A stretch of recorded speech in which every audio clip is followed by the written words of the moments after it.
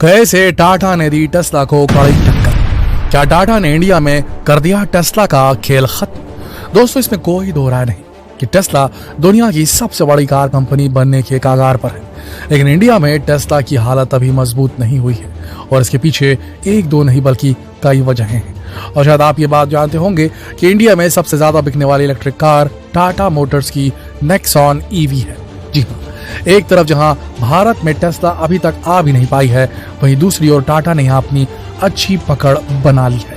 तो क्या इसे ऐसा समझा जाए कि अब इंडिया में टाटा टेस्ला को कड़ी टक्कर देने के लिए तैयारी में है? कुछ ऐसे ही सवालों के जवाब के साथ चलिए शुरू करते हैं हमारा आज का ये वीडियो। तो देखिए, सबसे पहली बात तो ये कि टेस्ला ठहरी विदेशी कंपनी और टाटा तो भारत की ही कंपनी है। अब भले ही दुनिया में इलेक्ट्रिक व्हीकल्स लाने का श्रेय टेस्ला को दिया जाता है, लेकिन भारत में तो इलेक्ट्रिक व्हीकल्स की जरूरत को समझने और समझाने में टाटा ही आगे निकली।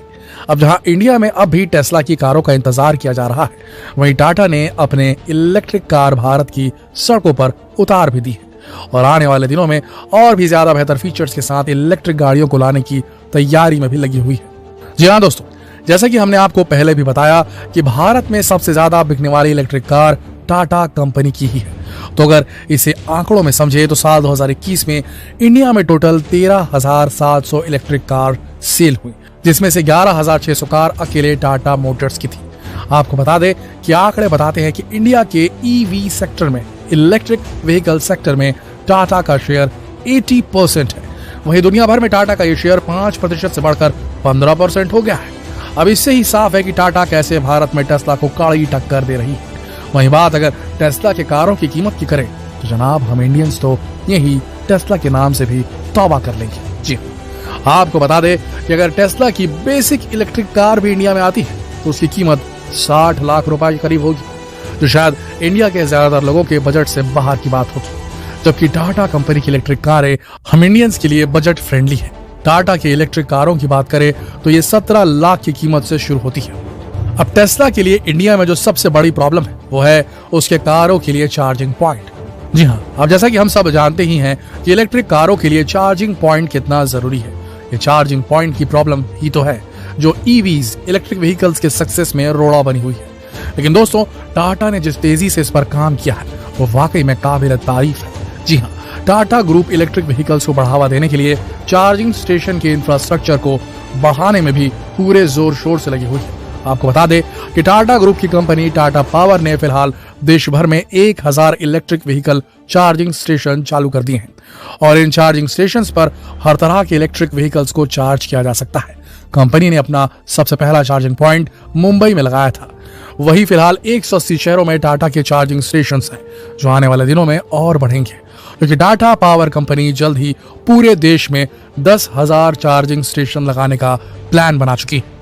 वहीं टेस्ला के लिए पूरे भारत में अपनी इलेक्ट्रिक व्हीकल्स के लिए चार्जिंग पॉइंट लगाना शायद इतना आसान नहीं होगा। अब जब बात टाटा और टेस्ला की हो रही हो तो आपको यह भी बता दें कि टेस्ला कंपनी अपने कारों के कई पार्ट्स चीन से बनवाती है, जो शायद भारत को पसंद ना आए और यहाँ भी टाटा टेस्ला को मात दे सकती है, क्योंकि दोस्तों ये तो आप जानते ही होंगे कि टाटा सिर्फ एक कंपनी नहीं बल्कि ग्रुप ऑफ कंपनीज है। ऐसे में दूसरी कार कंपनियां जहां अपनी गाड़ियों के पार्ट्स दूसरे कंपनी से मंगवाते हैं या बनवाते हैं, यानी ये कंपनियां दूसरे कंपनियों पर डिपेंडेंट होती है, तो वहीं टाटा इसके लिए अपनी ही कंपनियों की मदद लेती है। जैसे वो अपनी कारों के लिए पार्ट्स टाटा ऑटो कॉम्प सिस्टम से बनवाती है। तो टाटा पावर के जिम्मे इलेक्ट्रिक चार्जिंग पॉइंट बनाना है और बहुत ही आसान है टाटा पावर के लिए। वहीं टाटा केमिकल बैटरी पर काम भी कर रही है, इसीलिए कहा यह जा रहा है कि आने वाले 5 सालों में टाटा एक दो नहीं कई ईवी कार्स मार्केट में उतारने की तैयारी में। और दोस्तों, यहाँ आपके लिए समझने की जरूरत है कि यही वो रीजन भी है जो कि टाटा कंपनी के रीजनेबल रेट पर बेहतर इलेक्ट्रिक कार लोगों तक पहुंचाने में सक्षम हो रही है। वहीं आपको ये बता दें कि पहले जहां टाटा एक दिन में केवल 8 कारों का ही निर्माण कर पाती थी, वहीं अब वो करीब 100 कारों का प्रोडक्शन कर लेती है।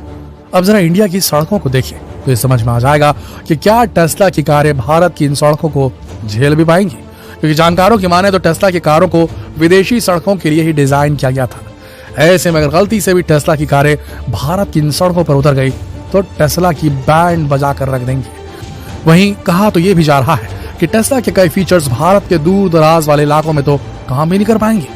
दोस्तों, पेट्रोल डीजल की कमी और बढ़ते दामों को देखते हुए भारत की सरकार भी तो यही चाहती है कि साल 2030 तक भारत की सड़कों पर हर तीसरी गाड़ी ईवी ही हो। और ईवी सेक्टर में टाटा के बढ़ते कदमों को देखकर ये कहना बिल्कुल गलत नहीं होगा कि अब ईवी सेक्टर में टाटा ने अपनी अच्छी पैठ बना ली है। अब टेस्ला भारत में कब आएगी, ये खबर तो कार प्रेमियों के बीच टॉप पर रहती है।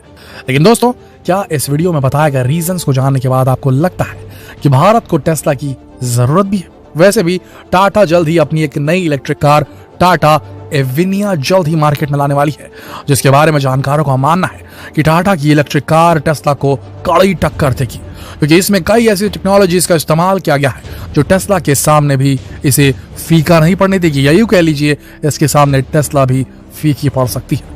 जी हाँ, इस कार के लुक्स जहां माइंड ब्लोइंग है, वहीं इसके फीचर्स भी कुछ कम नहीं है। टाटा कंपनी की ओर से कहा गया है कि टाटा अविनिया साल 2025 तक भारत के मार्केट में आ जाएगी। फिर दोस्तों, आपको बता दें कि फिलहाल इंडिया में 4 ऐसे लोग हैं जिनके पास टेस्ला की कार है। जी हाँ, इसमें सबसे पहला नाम है एसआर ग्रुप के सीईओ प्रशांत रुइया का, क्योंकि प्रशांत रुइया ही टेस्ला के पहले भारतीय ऑनर है, यानी रुइया पहले भारतीय हैं जिनके पास टेस्ला की कार आई। प्रशांत रुइया ने साल 2017 में नीले रंग की टेस्ला मॉडल एक्स खरीदी थी। वही इंडिया के one of the richest man Mukesh Ambani के पास तो एक नहीं बल्कि दो टेस्ला कार्स हैं। मुकेश अंबानी ने साल 2019 में पहली टेस्ला मॉडल S100D कार खरीदी थी।